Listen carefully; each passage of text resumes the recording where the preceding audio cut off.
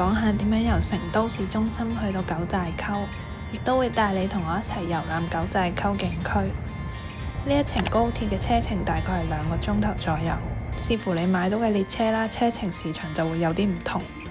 而每架車嘅停站次數都唔多，而且大部分乘客都係去黃龍九寨。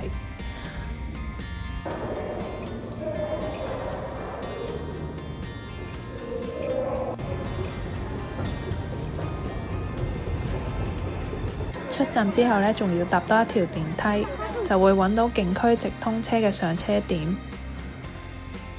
由黃龍九寨站去到九寨溝景區門口呢，另外需要1個鐘頭40分鐘嘅車程，所以唔少遊客呢都會直接由高鐵站搭車去到景區附近嘅酒店。第二日呢，就可以直接由酒店行去景區。我今次住嘅九寨康萊德酒店，雖然就唔可以直接行到去景區，但係呢酒店附近呢就有提供免費嘅接駁車，可以直接喺景區嘅大門口落車。而成個住宿區域呢，其實都好靜，所以好適合一啲鍾意度假嘅旅客。我搭嘅大巴車飛呢，由微信小程式上面揾九旅粵行，小程式入邊呢就有旅遊巴途經嘅所有車站。如果你都係住喺九寨康萊德酒店，就可以喺九寨華美勝地落車。落車嘅位置大概喺呢一度，而行到去希爾頓酒店門口只係需要3分鐘。我行到希爾頓酒店大門之後呢，職員就幫手通知康萊德揸車落嚟接我。由希爾頓去到康萊德都係上斜路，所以如果你拖行李嘅話就會幾辛苦。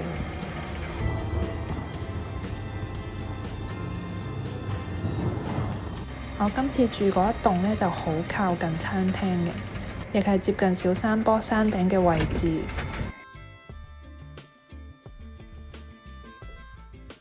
入門口之後，左手邊係廁所，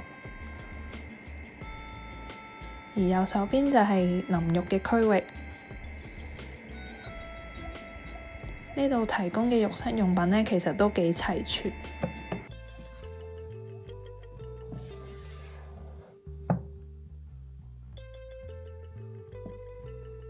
浴缸旁邊呢，係可以直接行到去床嗰邊。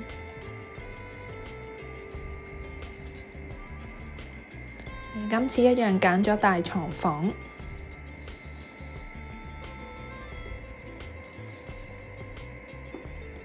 窗邊呢仲有一個細客廳，當然唔少得呢個咁出名嘅窗邊小火爐啦。而每間房都會有自己嘅露台。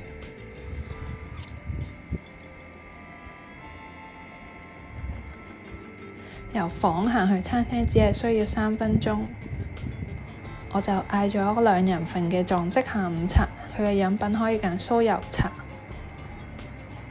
我揀咗甜味嘅酥油茶，其實佢顏色望落去似奶茶，但係奶味就好淡，而且茶入邊會有一啲奶渣。肉乾同埋啲 nuts 呢，最後就成為咗我第2日嘅小食。鬆餅呢就一樣好有藏族嘅特色，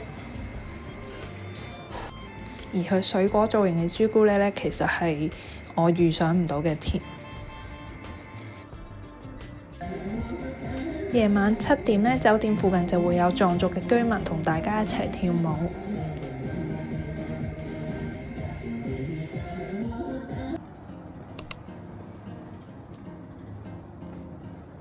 早晨啊！3月頭呢，朝頭早7點嘅九寨溝呢，其實都仲未天光。而呢度嘅早餐其實都可以飲到酥油茶。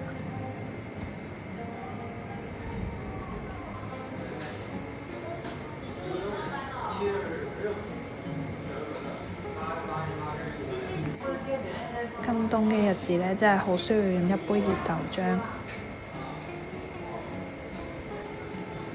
仲有唔同嘅西式早餐食品，同埋多款嘅麵包。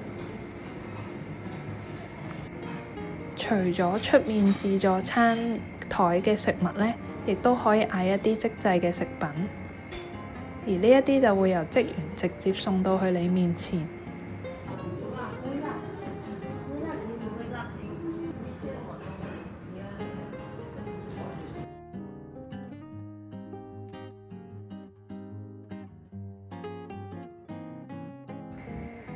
早餐之後呢，我哋就搭酒店門外嘅直通車去到景區門口。冬季期間呢，每日只有一班，車程大概需要20分鐘，可以直接喺大門口落車。入景區之前呢，就先寄存咗啲行李。淡季朝頭早8點幾嚟嘅話呢，其實都仲有幾多吉嘅櫃。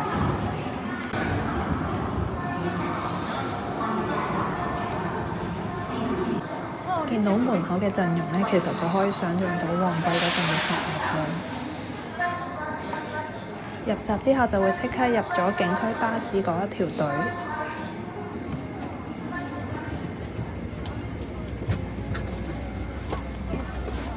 九寨溝景區呢係呈 Y 字形，景區巴士最開始上車嘅地方就係紅圈嘅位置。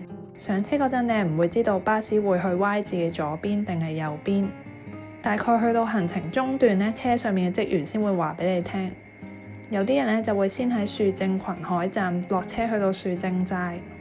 我哋嗰日嘅巴士呢，就係去 Y 字嘅右手邊箭竹海。右手方嘅諾日朗群海是日則溝嘅起點。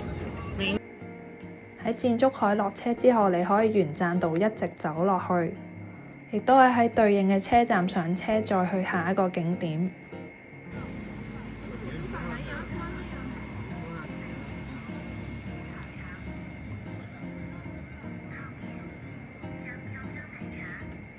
沿棧道呢，可以行到去箭竹海瀑布同埋熊貓海，而各個景點嘅當眼位置都會見到簡介。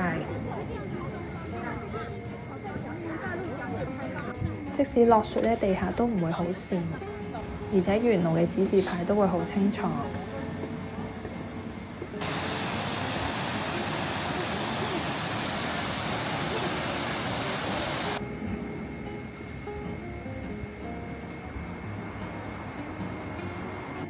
景點之間嘅棧道呢，個人覺得幾好行。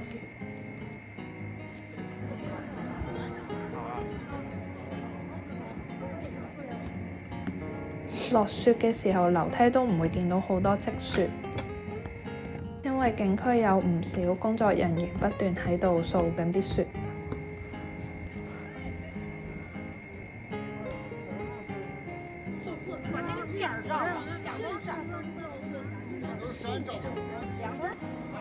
跟住又可以搭景區巴士去到珍珠灘瀑布。我幾乎都唔係好需要喺巴士站等太耐就可以上到車。落車之後大概需要行1公里。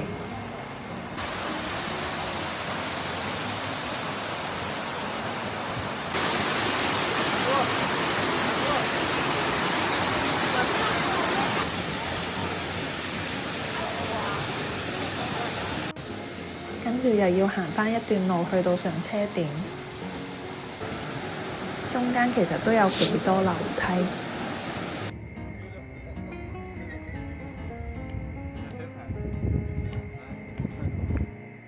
由鏡海可以返去落日朗中心，就可以轉另一部巴士去到 Y 字嘅左邊長海。左邊嘅景點喺淡季嗰陣得2個，而且海拔都會比右邊相對高啲。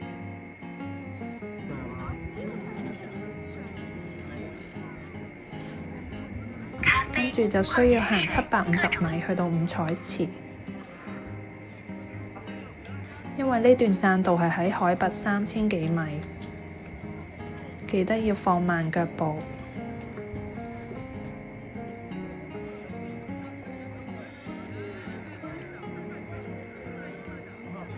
喺五彩池上車嘅話，係可以唔使轉車就可以直接搭到去 Y 字尾巴嘅景點。可以喺犀牛海落車，再慢慢向出口嗰一邊行。呢一段路就可以一直喺車入邊見到藍綠色嘅湖水。右手方看就是犀牛海，犀牛海到了。